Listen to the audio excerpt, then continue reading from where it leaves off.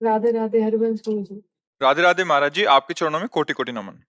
महाराज जी, आपने एक प्रवचन दिया था, उसमें बोला था कि सत्मार्ग कभी गलत नहीं हो सकता और गलत मार्ग कभी सही नहीं हो सकता। तो महाराज जी, मैं सही रास्ते पर चल रही हूँ, पर कुछ लोग समझते हैं कि मैं गलत हूँ। ऐसा क्या करूं महाराज जी जो उनको विश्वास हो जाए कि मैं सही मार्ग पर चल रही हूँ? कभी नहीं ऐसा हो सकता कि सबको ये विश्वास हो, हम दिला पाए कि हम सतमार्ग में चल रहे हैं। हमको अपने हृदय को साक्षी करना है, किसी और को नहीं। कोई और राजी हो या नाराजी हो, न लाज तीन लोकन की, न वेद को कहो करे, न शंख भूत प्रेत की, न देव जच्छते डरे, सुने न कान और की, द्रवे न और इच्छना। इस मार्ग का पथिक ऐसा नहीं होता कि चार लोग बड़ाई करें तो हमारा मार्ग सच्चा है। पूरा संसार हमारे खिलाफ है, होगा नहीं, है, अभी है। कैसे? हम किसी से भी राग करें तो वो हमारी वृत्ति को चुराएगा, किसी से भी द्वेष करें तो हमारी वृत्ति को चुराएगा। और दो ही कनेक्शन है, राग और द्वेष। और जब हमारी एक एक वृत्ति राग द्वेष चुरा लेंगे तो हम किस वृत्ति से भगवान का भजन करेंगे?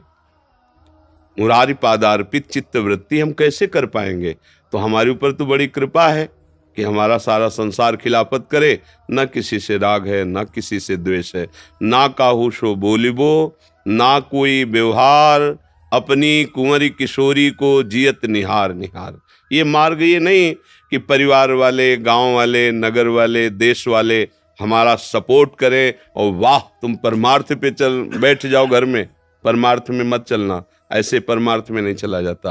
परमार्थ में चला जाता है चाहे सब विरोध करें, हमारे प्राण भी हमारा त्याग कर दे, पर आज से हम प्रभु को अपना मानते हैं, हम भजन मार्ग में चलेंगे, अब कुछ भी हो जाए, तब चला जाता है इस मार्ग में। हमारी आपकी भक्ति कितनी सामर्थ्यशाली प्रभु जाने, पर मीरा जी की भक्ति जगत जानता है कितनी सामर्थ्यशाली। और उनका देवर ही विश्वास नहीं करता था कि इनका मार्ग सत्य है। संतों के बीच में बैठने पर लांछन लगाता, जहर दिया, मारने की बहुत प्रकार की चेष्टाएं की, तो फिर औरों की बात क्या। हिरण्यकश्यप इतना तेजस्वी, तपस्वी, शक्तिशाली प्रहलाद जी का विरोध कर रहा है। घर घर में विरोध हुआ है तो फिर देश नगर विरोध करे, ये तो कौन सी बात है। हर विरोध हमारे मंगल के लिए है, क्योंकि हमारा चिपकू स्वभाव है। चित्तवृत्ति जहाँ जाती, जिस विषय में, जिस व्यक्ति में, वहाँ आसक्त हो जाती है। भगवान की बड़ी कृपा है कि कोई अपना कहलाने वाला न रहे, कोई हमें प्यार न करे, सब जगह से हमें दुत्कार मिले तो हम असरण हो जाएं। असरण हो जाए तो शरणागति प्राप्त हो जाए। तो ये तो बड़ी कृपा है, पर ये भाव बिल्कुल गलत है कि कोई हमारा सम्मान करे, हमें सपोर्ट करे, हमारा यश गावे। इसमें तो परमार्थ में फिर चला ही नहीं जा सकता। ये परमार्थ का स्वरूप नहीं है। समझ पा रहे किसका है? हाँ, बिल्कुल नहीं, बिल्कुल नहीं। ये मार्ग ऐसा नहीं, ये तो बहुत निष्ठा का मार्ग है, नहीं तो फिसल जाओगे फिर। ये नहीं। हमारे सामने हमको गालियां दी, जैसे गंगा किनारे भ्रमण कर रहे हैं तो बच्चापन से बाबा जी हैं, तो 18, 20, 25 की अवस्था, तो एकदम पहलवान जैसा शरीर, अब तो किडनी रोग से ग्रसित है, और व्यायाम नैष्ठिक ब्रह्मचर्य पे एकदम। लोग कहते ऐसे बाबा जी होते, लाल शरीर एकदम, अच्छा किसी से कोई मतलब नहीं सर। ऐसे बाबा जी दिन में बाबा जी होते, रात में डकैती डालते हैं, चोर हैं, ऐसे गाली जवान में सामने। तो बस कभी कभी ऐसा प्रश्न उठता कि हमने इनका क्या अपराध किया, क्यों गाली दे रहे हैं। पर अंदर से आता नहीं नहीं, चुपचाप आगे बढ़ो, जो व्यवस्था हमारे ठाकुर जी कर रहे हैं वो हमें चाहिए। हमारे को गाली मिल रही, मतलब कहीं अभी देहाभिमान बकाया है, उस सांप को कंकड़ मार करके वो जो फण खाने के लिए, तो फिर प्रभु उसको रौंदेंगे। अहंकार रूपी सर्प जब तक निर्विषय नहीं हो जाता, अर्थात अहंकार रहित नहीं हो, भक्ति का रंग नहीं चढ़ता।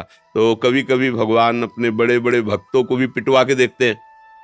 सिद्ध माधवदास बाबा जी कोई आकांक्षा नहीं कर रहे हैं, ठाकुर जी अपनी भोग की थाल वहां, और वो कुटिया की तरफ पीठ करके बैठते थे, पीछे की तरफ मुंह की, कोई इसी को देखना नहीं, बस जगन्नाथ जी के चिंतन में लगे रहन। कहा बाबा जगन्नाथ जी ने प्रसाद भेजा है, बोले रख दो, हमारा भजन पूरा होगा तब हम पा लेंगे। रख दिया, और जगन्नाथ जी की स्वर्ण की थाल, जब भजन करके उठे देखा सुंदर भोग पाया, बड़े प्रसन्न ठाकुर जी ने कृपा करके समुद्र से धोया और ऐसे कुटिया के बाहर रख दिया कि जिसकी जो लाया होगा ले जाएगा, अपना भजन में बैठ गए। अब वहां थाल गायब थी। अब किसी के ये मति काम नहीं कि गर्भगृह से ठाकुर जी की भोग थाल कौन ले जा सकता है ठाकुर जी के सिवा। अब वहां पता चले कि वो थाल तो माधोदास बाबा की झोपड़ी के बाहर रखी दिखाई दे। पार्षद लोग आए और बाबा को पीटा। किसी ने ये नहीं सोचा कि ये विरक्त महात्मा है, काहे को आज थाल ले जाएगा। वो जाते तो हम सब बाहर बैठे थे, पता चलता। वो ठाकुर जी को पिटवाना था, पिटवा दिया। तो अब उन्होंने विचार किया कि जिन्होंने प्रसाद भोग दिया उन्होंने पिटवा दिया। दोनों बात में राजी रहे। बड़े बड़े जैसे वो कुम्हार अपनी मटकी को बाजार में पीट के दिखाता है, देख लो इतने की मिलेगी, बजा, क्योंकि उसने बनाया है और तपाया है, आवे में रख के तपाया, फिर कहता है आप देख लो, ठोक बजा के देख लो, ये कितना भी आप डालो पानी इससे रसेगा नहीं। ऐसे ही ठाकुर जी हमारा प्रेम पात्र पक्का हो गया है, ये बजा के दिखा देते समय 22 को बाजारों में मार कोड़ों खाल खींच ली गई है ठाकुर हरिदास जी की। हरि बोल, इसके सिवा आह नहीं निकला। अपने लोग तो अभी बहुत फिसड्डी है, अगर छींक दे जोर से तो पीछे लौट जाएंगे। अभी मारपीट की तो बात ही क्या है। भक्तों ने अपार कष्ट सामने देखा, फिर भी कदम पीछे नहीं हटाया, तो आज हम उनका यश गाते हैं। वो हमारे गुरुजन हैं, हमारे प्राण हैं, उनका हम जीवन चरित्र गा करके बलवान बनते हैं, वो माया पर विजय प्राप्त करते हैं। इसलिए अपने लोगों को कमजोर नहीं होना चाहिए। पंकज जी पंजाब से। राधे राधे। महाराज जी आपके चरणों में कोटि कोटि प्रणाम। गुरुदेव, मैंने आपके श्रीमुख से सुना है कि नाम को जल्दी जल्दी नहीं लेना चाहिए, आराम से लेना चाहिए और देखें परिणाम अच्छा मिलेगा। मैं जब भी धीरे धीरे नाम लेता हूं तो मन में विचारों की गति तेज होने लगती है। तो उसके साथ आप पूरी प्रक्रिया नहीं सुने क्या? अगर पूरी प्रक्रिया सुने होते तो फिर इसमें गुंजाइश मन को कहाँ है। जैसे हम राधा है तो अंदर सोचा राधा और मन से सामने लिख लिया राधा, और श्रवणेंद्रिय से सुन रहे राधा, तो विचार के लिए जगह कहाँ रह गई? लिखो, अभी देखो, अगर विचार चलने लगेगा तो राधा नाम भूल जाओगे, लिखना भूल जाओगे या सुनना भूल जाओगे। हम अभ्यास कैसे करें कि जब तक मानस पटल पर नाम का आप दर्शन नहीं करेंगे, ये मन बहुत चतुर है, ये सदैव दो कार्य एक साथ करने की चेष्टा करता है। जबकि आनंद की अनुभूति होती एक जगह ये लग जाए, ये एक जगह लगता नहीं। इसका काम है दो जगह लगना एक साथ, तो हम इसको लगा देते हैं दो जगह। एक जगह तो लिख राधा, तो मन के नेत्रों के सामने आंख खुली हो चाहे बंद हो, लिखा राधा। अगर जरा भी हटेगा तो आप लिख नहीं पाओगे। राधा, सुन श्रवणेंद्रिय से राधा, वाकेंद्रिय से अंदर बोल, ऊपर बंद। अंदर भी है ना 4 प्रकार की वाणी है, वैखरी, मध्यमा, पश्यंती और परा। तो अंदर की जो वाणी है उसको हम सुन रहे, उसको देख रहे, उसी को लिख रहे। मुझे तो लगता है कि मन को फुर्सत नहीं मिलेगी और इसमें लगेगा नहीं, वो जल्दी इसमें नहीं लगेगा। जब मन भागने लगे तब फिर आप पद गायन, नाम कीर्तन इस पे आओ, फिर उसे घसीट के लाओ। जब आप फिर थोड़ा शांत हो फिर आंतरिक शुरू कर दो। अभ्यास योग युक्तेन चेतसा नान्यगामिना। हमको ऐसा अभ्यास करना है कि ये चंचल मन अचंचल हो जाए, ये भागे ना, नान्यगामिना, अन्य जगह ना जा पावे, नाम में, प्रभु के रूप में, प्रभु की लीला में ये चिपक जाए। पर ये एक दिन में नहीं होगा, ये एक दिन में नहीं होने वाला। दीर्घ काल तक अभ्यास किया है, दीर्घ काल निरंतर सत्कार सेवितो दृढ़ भूमि, पातंजलि योग दर्शन। दीर्घ काल तक सत्कार पूर्वक निरंतर जपा जाए तो दृढ़ भूमि अर्थात फिर नान्यगामिना स्थिति आ जाएगी, मन उसमें लग जाएगा। जैसे आपने मन को 10 मिनट राजी कर लिया तो आपको लगेगा कि 10 मिनट भी तो लगता नहीं है, लेकिन उस 10 मिनट में कोई आपका मित्र आ जाए आपसे बात करने लगे तो आपका ईमान बहुत बुरा मानेगा कि यार 24 घंटे में 10 मिनट तो मैं जपता हूं और उस समय आके हमसे बात कर रहा है, मतलब मन राजी है। देखना, उस 10 मिनट में अगर कोई आपको डिस्टर्ब करना चाहे तो वो मन आपका जलाने लगेगा।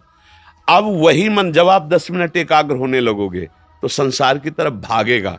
जो संसार के बाहरी व्यवहार से जल जाएगा कि मेरे 10 मिनट में क्यों विघ्न डाला, वही मन उधर भागेगा।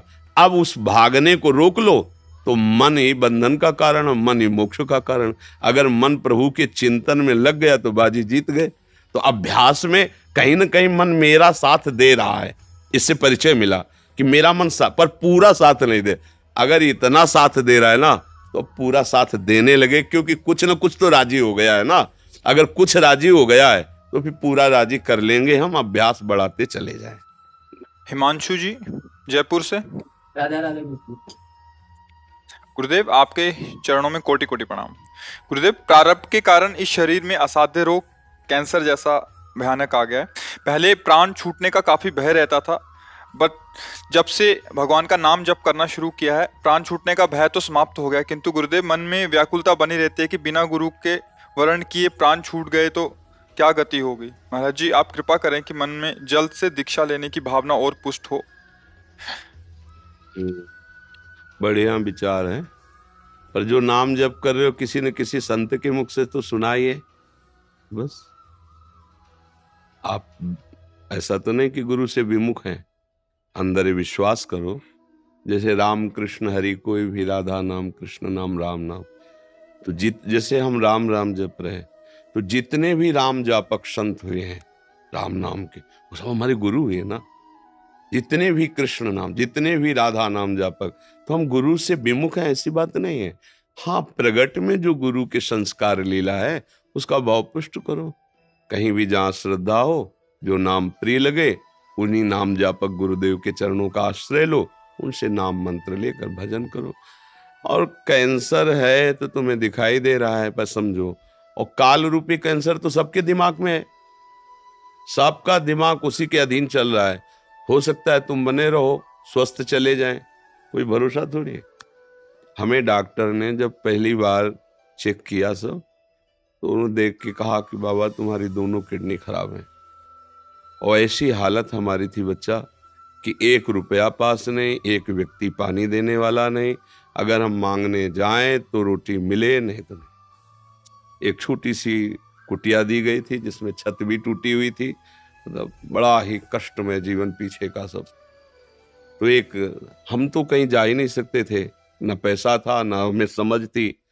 तो एक स्वामी राम सुखदास जी के परिकर के, वो बड़े व्यवहार कुशल और जानकार थे, एक बड़े डॉक्टर थे। तो उनसे फिर जांच कर उन्होंने कहा बाबा गृहस्थी होते तो उसके मतलब परिवार से कहते, लेकिन आपका कोई तो है नहीं, तो डायरेक्ट आपसे कह रहे हैं। आपकी रिपोर्टें बता रहे हैं कि जिस हालत में किडनी पहुंच गई है, बहुत अधिक आप जीवेंगे, सुरक्षित रखेंगे तो दवाइयों के द्वारा, वो 5 वर्ष इसके बाद आपका शरीर पूरा हो जाएगा। हमें पता ही नहीं था किडनी किसे कहते हैं। बचपन से बाबा जी गंगा किनारे सेवन, किसी व्यवहार का लेश मात्र ज्ञान नहीं। अंदर निश्चय किया कि मरना तो था ही, घबराने की क्या बात है। फिर पूरे जीवन का निरीक्षण किया, कोई ऐसा पाप नहीं जिसके कारण मैं भयभीत हूं। भगवान का भजन किया है, अब जितनी आयु है उतना ही तो है। इस बात के लगभग 18 वर्ष हो गए होंगे, और डॉक्टर ने कहा था 5 वर्ष में। पता नहीं वो डॉक्टर साहब है कि नहीं। और आपके सामने बैठे, अभी थोड़ी देर बाद डायलिसिस होगा, दिनचर्या। अब मरने का भय नहीं, क्योंकि देखो एक बार सबको अगर पूरी सृष्टि में होता तो अरे बाप रे, एक आदमी को केवल हमको मरना पड़ेगा, तो डरने की बात, सबको मरना है। इसका नाम मृत्यु लोक है, जो आया है सो जाएगा। हाँ, कोई ना कोई बहाना तो बनेगा ना।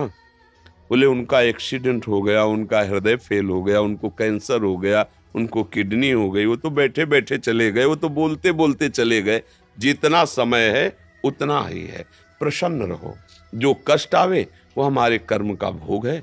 और राधा राधा राधा राधा, माता पिता परिवार की जितनी बन सके सेवा करो। नहीं बन पाता है तो ऐसा कोई वचन मत बोलो, चेष्टा कि किसी को दुख पहुंचे, क्योंकि पूर्व में किसी को दुख पहुंचाया है तो आया हमारे साथ बन करके, अब न दुख पहुंचे। अभी तक जो हुआ हुआ, अब नहीं, तो आगे बढ़िया पवित्र काम बन जाएगा। जैसे आप भजन कर रहे हो और भगवत प्राप्ति नहीं हुई, शरीर छूटा, तो अगला जन्म बहुत उत्तम, ऐश्वर्यवान, धनवान, कुलवान, और वहां भक्तों का सानिध्य मिलेगा, जिससे पूरा भजन हो जाएगा। जो इस जन्म में नहीं हो पाया, वो स्वस्थ शरीर, बढ़िया सब व्यवस्था, जिससे तुम्हारा मन भोगों की तरफ नहीं जाएगा। जिस मन में नाना प्रकार की भोग आकांक्षा रहती है, वो भगवत प्राप्ति करने का अधिकार नहीं रखता। भजन के बल से वासनाओं का नाश करके भगवत प्राप्ति की जाती है। बढ़िया है, बिल्कुल ये निराश ना हो कि हमारे तो कैंसर हो गया, हमारी तो किडनी फेल हो गई।